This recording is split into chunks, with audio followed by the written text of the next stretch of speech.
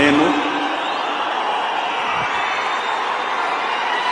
కొణిదెల పవన్ కళ్యాణ్ అనే నేను శాసనం ద్వారా నిర్మితమైన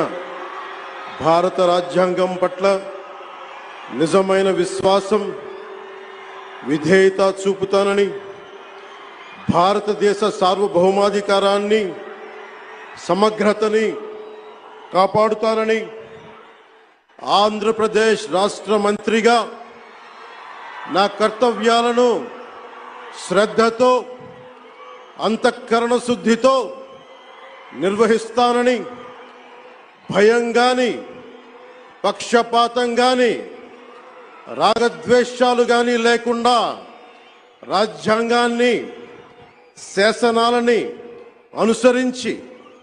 ప్రజలందరికీ న్యాయం చేకూరుస్తానని